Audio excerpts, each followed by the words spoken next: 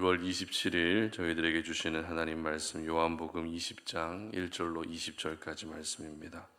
안식 후 첫날 일찍이 아직 어두울 때에 막달라 마리아가 무덤에 와서 돌이 무덤에서 옮겨진 것을 보고 시몬 베드로와 예수께서 사랑하시던 그 다른 제자에게 달려가서 말하되 사람들이 주님을 무덤에서 가져다가 어디 두었는지 우리가 알지 못하겠다 하니 베드로와 그 다른 제자가 나가서 무덤으로 갈새 둘이 같이 다름질하더니 그 다른 제자가 베드로보다 더 빨리 달려가서 먼저 무덤에 이르러 구부려 세마포 놓인 것을 보았으나 들어가지는 아니하였더니 시몬 베드로는 따라와서 무덤에 들어가 보니 세마포가 놓였고 또 머리를 쌌던 수건은 세마포와 함께 놓이지 않고 딴 곳에 쌌던 대로 놓여 있더라.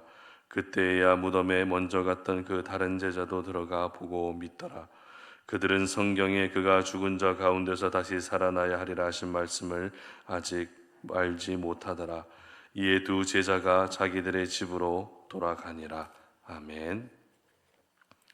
빈 무덤이 아닌 부활을 믿어야 한다라는 제목으로 오늘 아침 말씀 전합니다. 신앙생활 하면서 우리는 믿어야 할 것들이 참 많이 있습니다. 가장 먼저 하나님의 존재를 믿어야 되겠죠.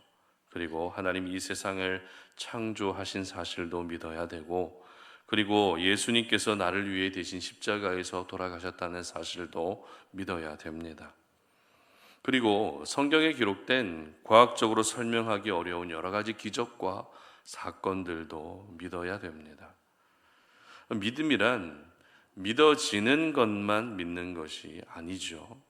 믿고 싶은 것만 믿는 것이 아닙니다. 믿기 어려운 사실도 믿어야 되고 믿기 싫은 것도 믿는 것이 믿음입니다. 결국 모든 것을 믿는 이 믿음이 바로 신앙생활의 승패를 결정하게 되는 것입니다. 특별히 저희들이 믿어야 할 것 중에 한 가지는 예수님의 부활인데요. 부활은 절대 전설 속의 이야기가 아닙니다. 부활은 실제 일어난 사건이고 이 부활을 통해서 전능하신 하나님의 능력이 온 세상 사람들에게 다시 한번 선명하게 보여질 수 있었습니다. 따라서 부활을 믿는 신앙은 기독교 신앙에서 가장 중요하다고 할 수 있습니다. 오늘 본문은 말 그대로 예수님이 부활하신 현장을 기록하고 있습니다. 특별히 오늘 본문에 등장하는 세 사람은 막달라 마리아와 베드로 그리고 사도 요한입니다. 이 세 사람이 같이 등장했다는 것은 우리에게 큰 기대감을 안겨다 주고 있죠. 왜냐하면 막달라 마리아는 자기에게서 7 귀신을 쫓아내 주신 예수님의 기적을 직접 경험한 당사자였기 때문입니다. 그리고 베드로는 예수님을 향한 충성심이 하늘을 찌를 만큼 정말 충성스러운 제자였습니다. 그리고 사도 요한은 예수님의 죽음을 마지막까지 지켜봤던 유일한 제자입니다. 이처럼 세 사람은 예수님의 주변 인물들 중에서 믿음이 가장 출중했고, 그리고 그 믿음의 신실함이 남달랐다라는 것을 우리는 알 수 있기 때문에 예수님의 부활 현장에 이 세 사람이 함께 등장하고 있다는 사실은 우리에게 무언가 남다른 인상을 준다라는 것입니다. 하지만 부활 현장에서 이들이 보여주었던 모습은 조금 의외의 모습이었는데요. 한마디로 좀 아쉬운 모습이었습니다. 먼저 막달라 마리아부터 한번 살펴보도록 하겠습니다. 1절과 2절 말씀 보시겠습니다. 안식 후 첫날 일찍이 아직 어두울 때에 막달라 마리아가 무덤에 와서 돌이 무덤에서 옮겨진 것을 보고 시몬 베드로와 예수께서 사랑하시던 그 다른 제자에게 달려가서 말하되 사람들이 주님을 무덤에서 가져다가 어디 두었는지 우리가 알지 못하겠다 하니. 자, 여기까지만 보게 되면 그래도 가장 먼저 무덤으로 달려간 인물이 막달라 마리아라는 점에서 웬만한 제자들보다 더 낫다는 생각을 할 수 있습니다. 더군다나 막달라 마리아가 무덤으로 달려갔을 때가 시간적으로 아직 어두울 때라고 기록하고 있기 때문에 이 여성의 몸으로서는 절대 쉽게 할 수 있는 행동이 아니었습니다. 그런데 마리아는 돌이 무덤에서 옮겨진 것을 보고 즉시 베드로와 요한을 찾아가는데요. 그리고 어떤 말을 하는가 하면 사람들이 예수님의 시신을 무덤에서 가져다가 어디 뒀는지 모르겠다라는 이 이야기를 합니다. 자, 그렇다면 막달라 마리아의 이 말은 예수님의 부활을 믿는 말이었을까요? 아니면 믿지 못하는 말이었을까요? 다른 사람들이 예수님의 시신을 다른 곳으로 가져갔는데 어디 뒀는지 내가 모르겠다. 이 이야기는 예수님의 부활을 믿는 말이었을까요? 아니면 부활을 믿지 못하는 말이었을까요? 부활을 믿지 못하는 말이었다는 것입니다. 부활을 믿지 못했기 때문에 단순히 예수님의 시신이 없어졌다는 것으로만 생각했던 것이죠. 이것이 바로 부활의 현장에서 보여진 막달라 마리아의 모습이었습니다.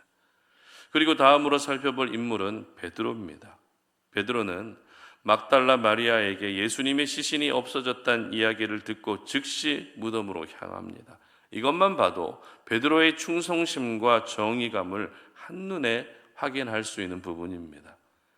베드로는 아마도 감히 누가 예수님의 시신을 가져갔는지 그 사실을 확인하고 싶은 마음과 함께 분노에 찬 모습으로 무덤으로 달려갔을 가능성이 큽니다.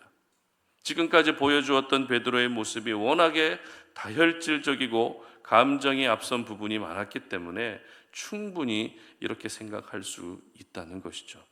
이것을 뒷받침해 주는 말씀이 오늘 본문 6절 말씀에 기록되어 있습니다. 시몬 베드로는 따라와서 무덤에 들어가 보니 세마포가 놓였고, 베드로는 앞뒤 가리지 않고 예수님이 시신에 있던 무덤으로 거침없이 들어가게 됩니다. 그리고 베드로와 함께 무덤으로 달려왔던 요한에 대한 기록을 보게 되면 일단 요한은 베드로보다 빨리 무덤에 도착했다라고 기록합니다. 그런데 특이한 것은 먼저 도착했어도 무덤에는 들어가지 않았다는 것입니다. 이에 대한 학자들의 견해를 보면 아마도 사도 요한의 내성적인 성격 탓에 매사에 조심스러워하는 조심성 때문에 그럴 것이다 라는 의견이 있습니다. 물론 이게 맞다라고는 말할 수 없겠지만 본문을 이해하는 데는 어느 정도 참고해도 될 만한 그런 견해인 것 같습니다. 그런데 중요한 것은 이렇게 베드로와 요한이 무덤에 도착하고 나서 빈 무덤을 확인한 뒤에 기록된 말씀입니다. 8절 말씀 함께 읽어보도록 합니다. 그때야 무덤에 먼저 갔던 그 다른 제자도 들어가 보고 믿더라. 무슨 말입니까? 무덤에 들어가서 예수님의 시신이 없다는 것을 확인한 뒤에 믿었다는 것입니다. 자, 그렇다면 베드로와 요한이 믿었다는 것은 예수님의 부활을 믿었다는 말일까요? 아쉽게도 그렇지 않습니다. 이어지는 9절 말씀을 함께 읽어봅니다. 그들은 성경에 그가 죽은 자 가운데서 다시 살아나야 하리라 하신 말씀을 아직 알지 못하더라. 무슨 말입니까? 부활을 아직 알지 못했다는 것입니다. 분명 자신의 눈앞에 예수님의 시신이 없다는 것을 확인했지만 그들은 예수님의 부활을 믿지 못하고 있었던 것입니다. 이것이 바로 부활의 현장에서 보여주었던 베드로와 요한의 모습이었습니다. 이처럼 막달라 마리아와 베드로와 요한은 예수님의 부활을 믿지 못하고 있었습니다. 분명 가장 신실한 제자들이 맞지만 부활의 현장에서 보여지고 있었던 이 세 사람의 모습은 부활을 믿지 못하는 모습이었습니다. 그런데 조금 이상하지 않습니까? 조금 전에 읽었던 8절 말씀에서는 무덤에 들어가 보고 믿었다라고 기록하고 있는데 이어지는 9절 말씀에서는 부활을 알지 못했다고 기록하고 있기 때문에 앞뒤가 맞지 않는 것처럼 보여집니다. 하지만 문맥적으로 8절 말씀을 다시 한번 잘 보게 되면 이들이 믿었다는 것은 부활을 믿었다는 말이 아니라 예수님의 시신이 없어졌다는 것을 믿었다는 말입니다. 실제로 막달라 마리아는 예수님의 시신이 없어졌다는 사실을 베드로, 요한 이 두 사람에게 달려가서 빨리 전했죠. 그리고 베드로와 요한은 그 말이 사실인지 확인하기 위해 열심히 무덤을 향해 달려갔던 것입니다. 이들은 예수님의 부활을 확인하기 위해 간 것이 아니라 정말 예수님의 시신이 없어졌는지 이것을 확인하기 위해 갔던 것입니다. 그리고 직접 빈 무덤을 확인하고 나서야 예수님의 시신이 없어졌다는 것을 믿었다는 것이죠. 따라서 성경이 기록하고 있는 부활의 현장에서의 막달라 마리아와 베드로와 요한을 이 세 사람은 부활을 믿은 것이 아니라 빈 무덤을 믿고 있었던 것입니다. 그렇다면 빈 무덤을 믿었다는 것은 오늘을 살아가는 우리에게 어떻게 적용하고 또 구체적으로 이것은 어떤 의미를 가지고 있는 것일까요? 그것은 바로 지금 눈앞에 펼쳐져 있는 현실에만 매여 있는 모습을 의미합니다.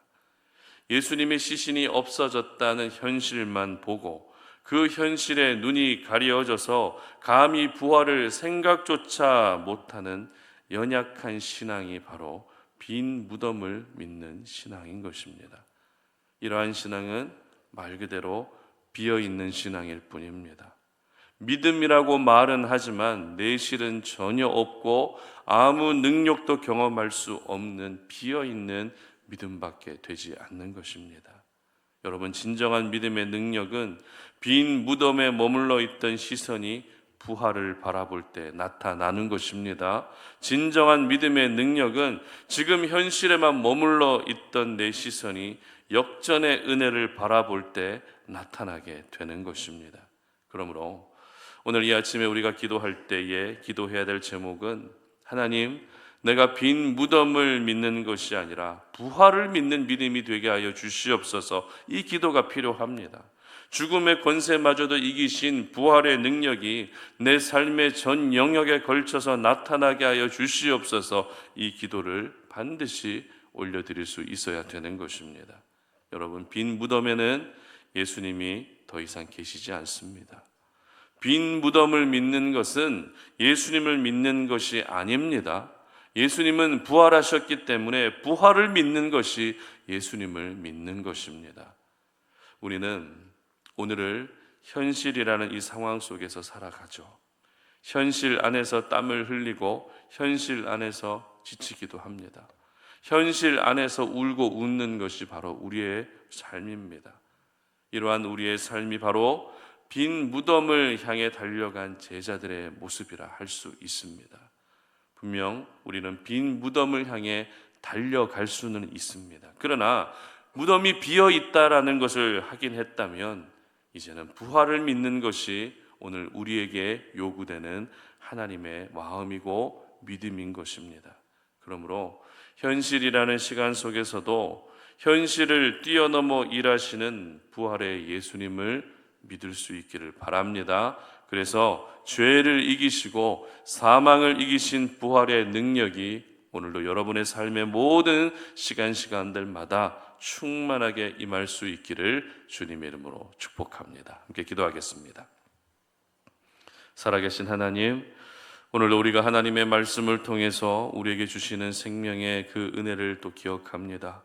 하나님, 내 믿음이 과연 부활을 믿는 믿음인지 아니면 빈 무덤을 믿는 믿음인지 우리를 돌아보게 됩니다.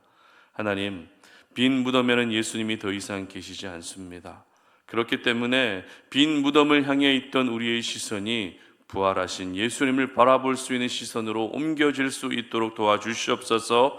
그래서 부활의 능력이 오늘도 우리의 삶의 전 영역에 나타날 수 있게 하시고 부활의 능력이 생명으로 역사한다는 사실을 오늘도 우리가 이 아침에 경험할 수 있도록 도와주시옵소서. 현실에만 매여 있지 않게 하시고 현실을 뛰어넘어 초월하여 일하시는 전능하신 하나님의 능력을 바라보고 신뢰할 수 있는 부활의 믿음을 가진 하나님의 백성 되게 하여 주시옵소서. 감사드리며 예수님의 이름으로 기도드립니다. 아멘.